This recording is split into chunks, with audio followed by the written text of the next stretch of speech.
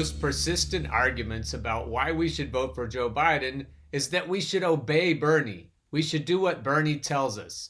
Bernie says he's voting for Biden, so we should follow suit. I think the time has come that we have to stop tiptoeing around this. But before I launch into the Black Agenda report, I need to clear up a few other things that have come up in my menchies. First, let's deal with religion. Let's get that out of the way first. I have an antagonistic relationship with God. I'm sure he would like to end me if he could. So if you're going to argue, well, of course he can, of course he could, all I can offer in response is, prove it. Take me out, dude. So I still say he can't. And that means we're stuck antagonizing each other. Come on, dude. End me if you can. I'd rather be ended than continue to be forced to put up with your endless bullshit. Hashtag dethrone God. Regarding professional sheepdogs, they remain undetectable until it's time to harvest the supporters of cheated candidates after the cheating has been accomplished. It's not always easy to tell who the ops are. At first, they say all the right things. As an example, Cenk Uygur. Even some good faith voters are sucked in by lesser evil arguments.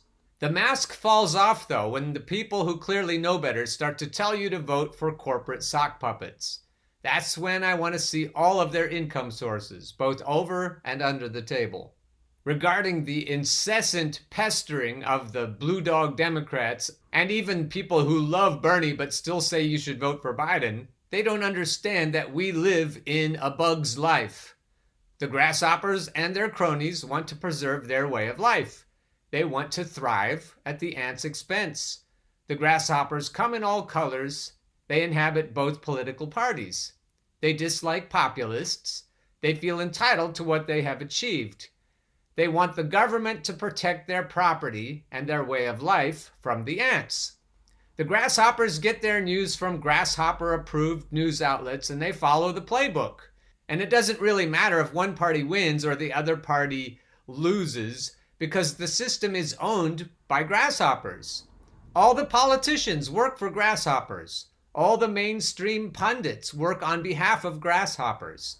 At the end of the day, the grasshoppers always win and the ants always lose because no one is working on behalf of the ants. But the ants are told to vote for the party that is slightly less evil under the silly assumption that one party might someday do something other than provide cover for the other party. No, we ants are waking up. The only way to solve this is in the streets and by withholding our labor. George Carlin had it right. The only purpose of voting is to give the ants the illusion of choice. You have no choice. You have owners. They own you. And this is what you say to people who ask you to be civil. The people who ask you to watch your tone. This is what I say to them. You fail to see the dual nature of this situation. Civility is just a facade. The beast itself is not at all civil and is about to burst out of its cage. We are at a crossroads. We are facing an existential crisis. You remind me of the comfortable, affluent people who decided not to take the lifeboats when the Titanic was going down. Insisting on civility at this time is crazy. The tipping point is coming where the desperate ones will finally make the comfortable ones aware that we are well past the point of calm, civil, peaceful solutions. Yes, it is about the evil DNC who insist on civility as a tactic to keep their rule from ending. Many of us were intending to travel to Milwaukee and protest, perhaps in a civil fashion, perhaps not. Many of those who piled into the streets of Philadelphia last time, it was not televised, are even more amped up this time, and many are delegates who fully intend to go rogue if given the chance. They would call these unfaithful delegates, but unfaithful is the opposite of what I'd call them. There is no morally defensible position for the DNC to insist on civility. Why? Because they cheated. They are still cheating. It is blatant. It is right out in the open. Anyone paying attention knows this. They know. Bullies insist on civility for their victims. They have no intention of being civil themselves. And one last thing to say to these And one last thing to say to your friends who are incessantly insisting that you vote for Biden. Whatever their argument is, whether it's SCOTUS choices or anything else they come up with, this is what you should say to them. What you are saying is only relevant if there has been no skullduggery, including on Bernie's part. I submit that Bernie's 2015 message has been drastically altered as the deep state has pushed its way further into his campaign. To me, it feels like a bait and switch. I feel no obligation to follow his rules if he has essentially misrepresented his position. What we have now is nothing like the revolution he started. His surrogates, for example, originally were allowed to use their teeth. Ask Zephyr Teachout how it feels to have one's teeth removed.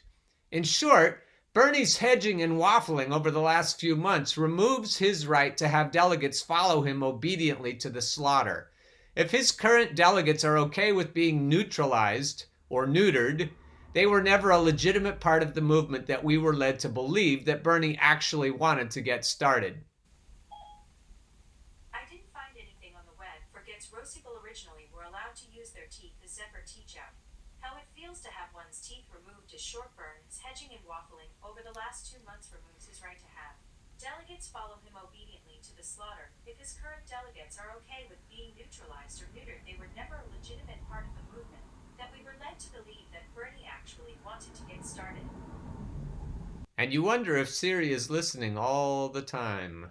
Oh yeah, one last thing about property, about destroying property.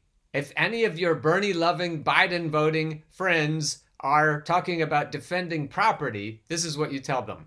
That's what both the new and old right-wingers do. They defend property rights. That's supremacy, whether or not it's racial. It's guarding the loot, and it's clutching the pearls. Populism is about defending the have-nots. It's about tearing down the system that guards the haves and their property. If our masters are allowed to employ the FBI, CIA, the military, drone strikes, paid mercenaries, etc. to destroy innocent citizens who get in their way, both here and abroad, why should citizens who desire to resist them allow them to demand that they be civil and obedient? Hashtag fuck shit up. And now finally to the Black Agenda Report. This is written by Bruce A. Dixon, May 7th, 2015. Presidential candidate Bernie Sanders sheepdogging for Hillary and the Democrats in 2016. Vermont Senator and ostensible socialist Bernie Sanders is playing the sheepdog candidate for Hillary Clinton this year. Bernie's job is to warm up the crowd for Hillary, herding activist energies and the disaffected left back into the Democratic fold one more time.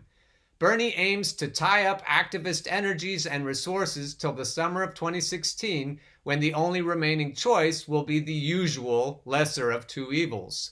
Spoiler alert, we have seen the Bernie Sanders show before and we know exactly how it ends. Bernie has zero likelihood of winning the Democratic nomination for president over Hillary Clinton. Bernie will lose, Hillary will win. When Bernie folds his tent in the summer of 2016, the money, the hopes and prayers, the year of activist zeal that folks put behind Bernie Sanders either vanishes into thin air or directly benefits the Hillary Clinton campaign. Don't believe us? Then believe Bernie himself, interviewed by George Stephanopoulos on ABC News this week, May 3rd. Stephanopoulos: so if you lose in this nomination fight, will you support the Democratic nominee? Yes, I have in the past. Not going to run as an independent? No, absolutely not. I've been very clear about that. Bernie Sanders is this election's Democratic sheepdog. The sheepdog is a card the Democratic Party plays every presidential primary season when there's no White House Democrat running for re-election. The sheepdog is a presidential candidate running ostensibly to the left of the establishment Democrat to whom the billionaires will award the nomination. Sheepdogs are herders, and the sheepdog candidate is charged with herding activists and voters back into the Democratic fold who might otherwise drift leftward and outside of the Democratic Party, either staying home or trying to build something outside the two-party box. In 1984 and 88, the sheepdog candidate was Jesse Jackson. In 92, it was California Governor Jerry Brown.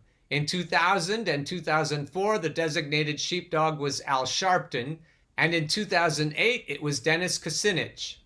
This year, it's Vermont Senator Bernie Sanders.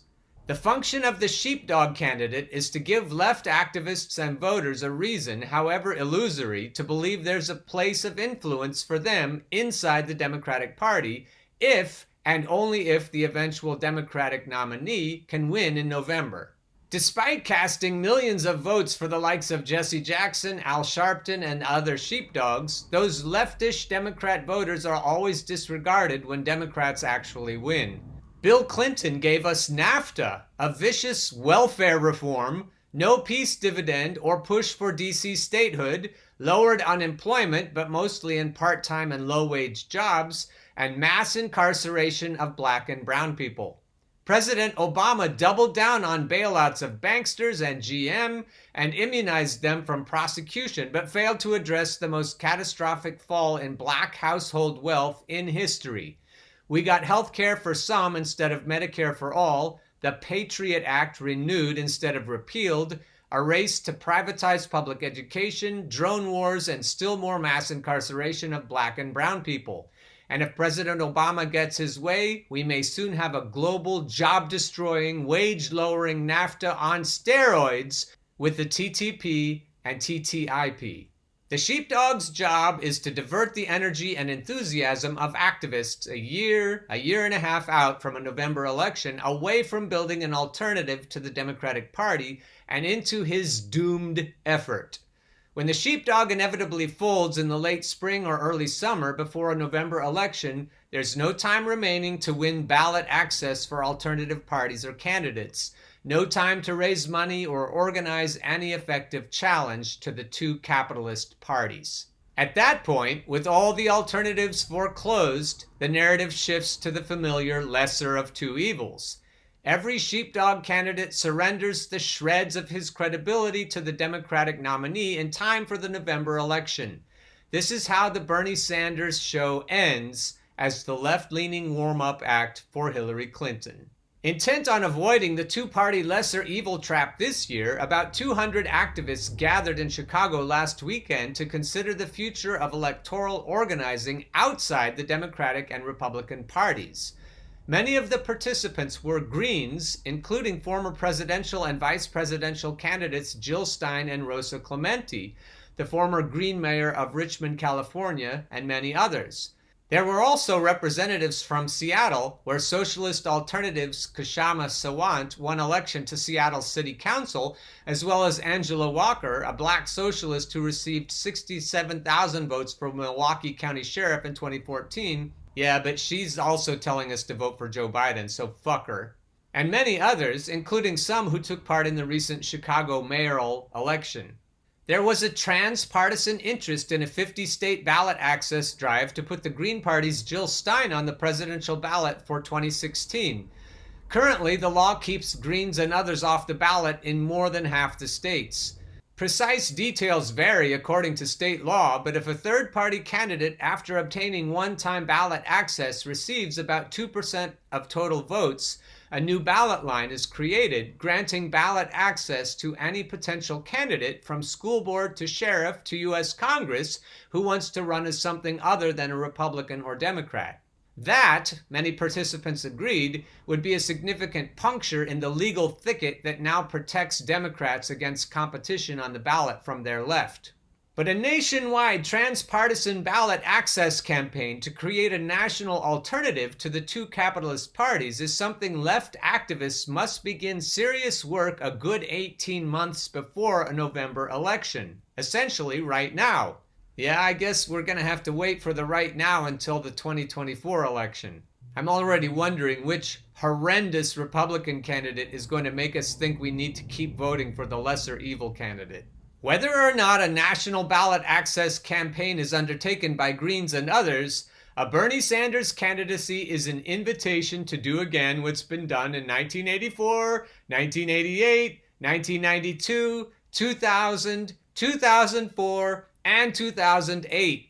Bernie's candidacy is a blast toward the past, an invitation to herd and be herded like sheep back into the Democratic fold, to fundraise and canvass and recruit and mobilize for Bernie as he warms up the crowd for Hillary. Bernie is a sheepdog. The question is, are we sheep?